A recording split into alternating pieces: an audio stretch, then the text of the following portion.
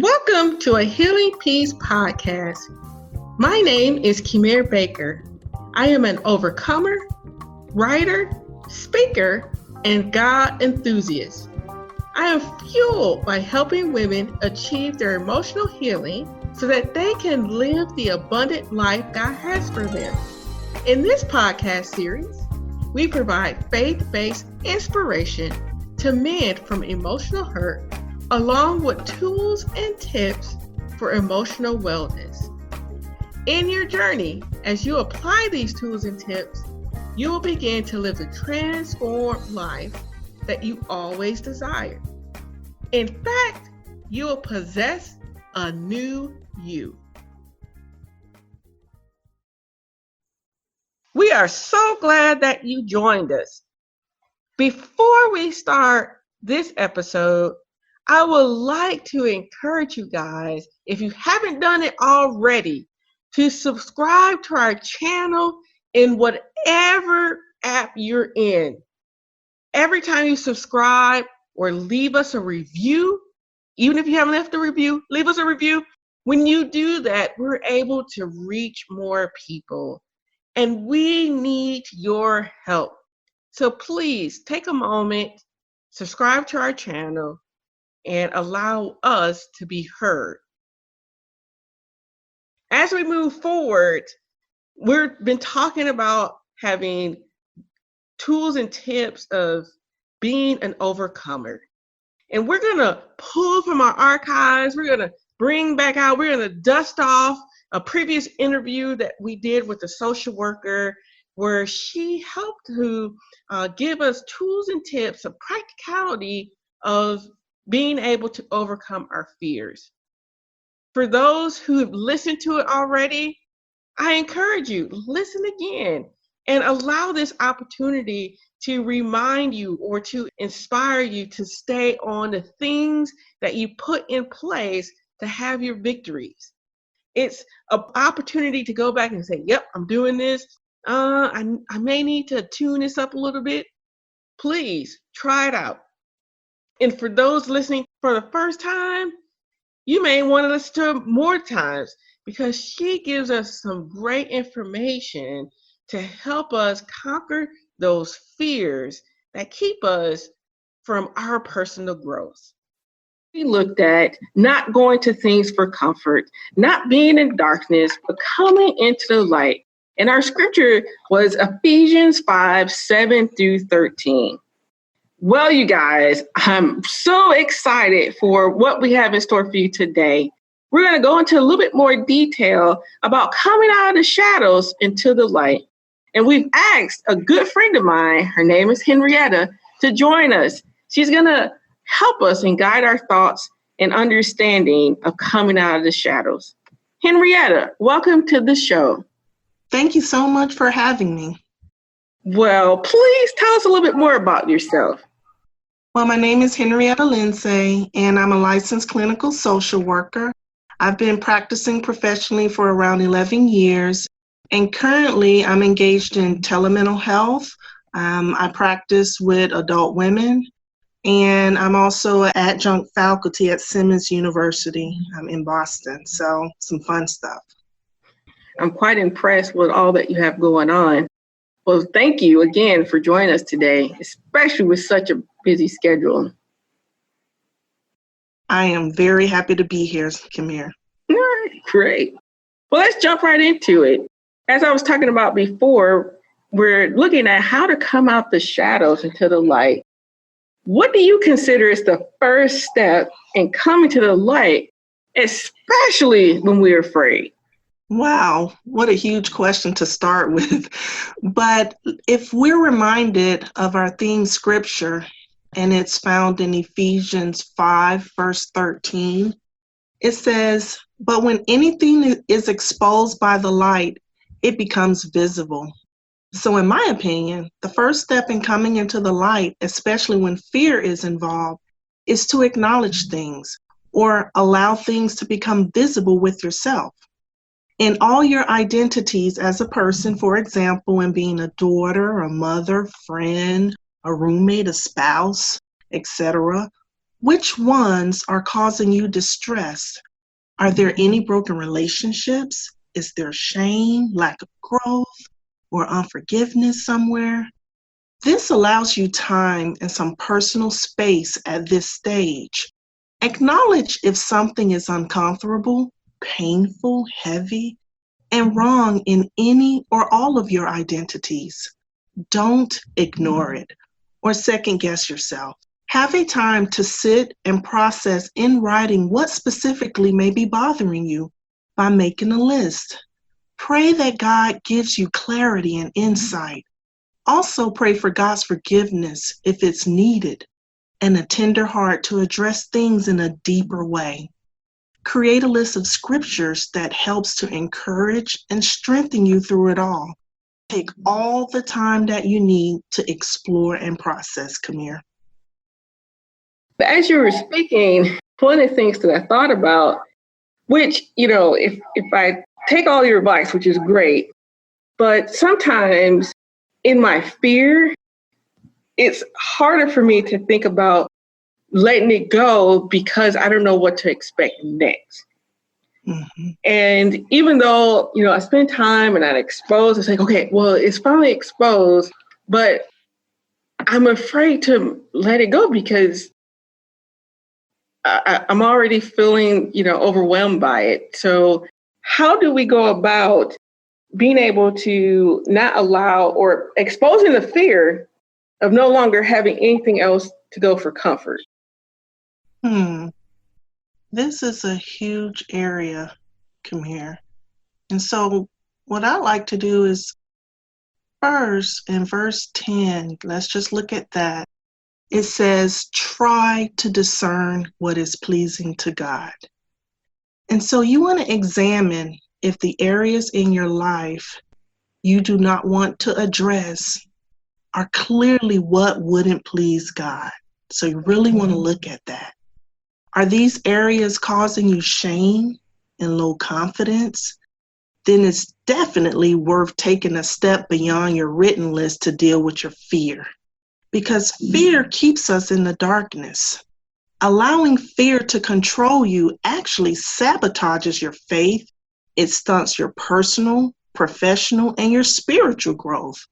So you want to prioritize your written list to include those areas that cause you the most fear to address. And so for some areas, you may be able to put a plan in place for yourself to move beyond your fear. Use all the tools God has given you to overcome. For example, there's prayer, scriptures, fasting, etc. Maybe even think about a spiritual person in your life who you could talk to about anything. You may want to reach out to them. And if you don't have anyone that you can trust to help you with these particular areas, then it may be time to seek what I would call counseling or professional therapists who is also a Christian counselor. A therapist will provide confidentiality and will be able to work with you in a professional way to build a trusting relationship with the hope of helping you to address your fears in the areas that you are helpless to change alone. And, I do appreciate the statement that you made before about allowing fear to control you, sabotages your faith, and stunts your personal growth. Mm-hmm. And as you were saying that, I'm actually reminded of my own journey where, I went to things out of comfort, but then it landed me in a place where I was fueled with all that shame and guilt. And I remember in that state, I became even more paralyzed. And I wasn't able to fight to have healthier behaviors. And of course, the outcome of that was that it sabotaged my faith, it stunted my growth. And it took a while for me just to crawl out of that darkness. So I do appreciate you, making that statement and allow us to see that it does cause more harm. Mm-hmm. And, that perilous state only keeps you even more paralyzed. And so I definitely appreciate your statements. And the other thing that you stated too, which was about a therapist. Because I know, like, my previous experience, especially in the culture that I grew up in, the word therapist is like a no-no. Like, you don't go to, like, you really got some problems if you go to a therapist. And so I want us to be able to help kind of shift that understanding. And can you elaborate just a little bit more the benefits of going to the therapist as well as trying to find the right therapist? Well, I'll tell you, Kamir, I know that there's a lot of stigma still in our community about seeing a therapist, but a therapist is just a friend that you're waiting to meet that is going to help you through this journey, who is, who specialize in these different areas, who has spent years in school, in therapy, and supervision, who's fashioned by God's design, really, to help you specifically with your problems. And so I think if we take some of the stigma out of this ideal of having a therapist, we can move forward in that direction. And so I want to look at one good thing that a person can do to find a therapist, because there's a whole lot. I mean, we probably have to actually come up with another show if we go through all of the examples. Sure. But so let's just look at one good thing, one important thing to focus on. And so what you want to do is you want to think about what is a good therapist for you specifically. Do you want a male or female? Do you want someone that is experienced in dealing with women who experience depression, anxiety, building self-esteem, just etc.? Come up with your ideal therapist and list some questions you would like answered to see if they would be a good fit. And so you have a conversation with this therapist, him or her, about your questions before you schedule any appointment. And while you're speaking with this person, take clear notice how you experience the conversation. How do they answer your questions? Do you feel that you're being heard? What are you thinking and feeling in that moment? And so this is just, I think one important thing to focus on just in general at the onset of looking for a good therapist. I think one thing that I appreciate the most is that it's okay to kind of interview the person as well. Yes. That you continue to feel safe in that environment. Yes, most definitely. Yeah. So let's get back to the topic of fears. Okay, so we've talked about a way to begin to have that dialogue and to start putting in a little bit more positive reinforcements to get us to another level. So how do we break out of fears to the point that we're breaking out of our poor behaviors, I want to say maladaptive behaviors, but that's a big word. So maybe you can explain what that means. Yes, this is a wonderful question, Kamir, and I tell you, it's not easy to answer, but I do have a few thoughts about it. I really feel like facing fears is not an easy process. And so I just, want to normalize that for everyone. I'm not talking about something that is just a simple 1, 2, 3 step. It's a difficult process, but I believe that it's a process that can happen. So there are steps you can take to begin to address your fears with the ultimate hope of overcoming. And so if we look back at our theme scripture, Ephesians 5, verse 7, it talks about not taking part in the unfruitful works of the darkness, but instead expose them. So I really believe that unhealthy fear is one example of what Ephesians 5:7 calls unfruitful works of darkness. This is the kind of fear that does not produce fruit and strengths, and it causes mental and emotional and spiritual stress and duress in your life. It's very easy to recognize. Fears can also cause you to, what we as therapists say, have maladaptive behaviors to respond to certain situations. So maladaptive behaviors are things that you do that is often used to reduce your anxiety. But the result is dysfunctional and non-productive. So for example, you allow fear to control you to the point of avoiding, ignoring, and not addressing a certain situation. Other examples of maladaptive behaviors are social withdrawing and emotional numbing, while other maladaptive behavior examples can get or become really increasingly harmful to yourself, like using drugs, gambling, etc. So one suggestion to use when breaking out of fear that causes these maladaptive behaviors is to focus on emotion-focused coping techniques. So there are several, however, we'll look at two because, want to be sensitive to time. Right. And so the first one is journaling.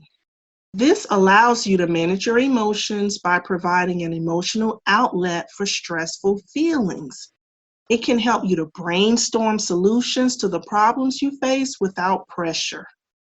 It allows you the opportunity to be truthful without having to confront anyone at this point. So that's the first one. The second one is meditation. So meditation is a practice where an individual uses a technique like focusing your mind on a thought. And so maybe that thought is like a calm beach, waves. That's one of mine. That's one of my focal thoughts. I love the beach. And so a lot of the times, even in the middle of a busy day, I'll stop, I may say a prayer, and then I'll just think about this beach and hear the waves and hear the sound and feel the sand and smell the seashore. And that just brings me so much happiness, just that thought itself.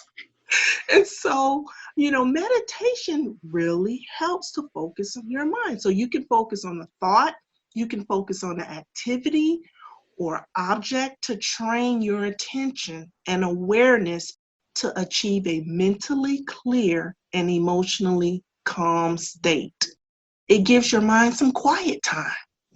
These racing thoughts, it actually just helps you to relax all of these thoughts because it's hard to think of many thoughts at one time.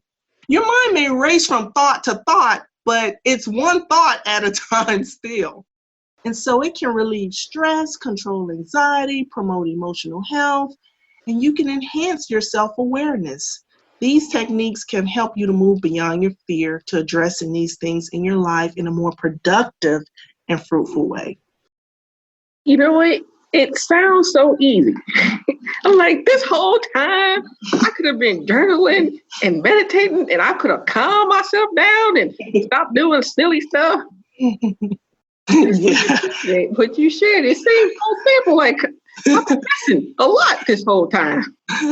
Well, Kamir, I have to tell you, that's why I say, go see a therapist. Right.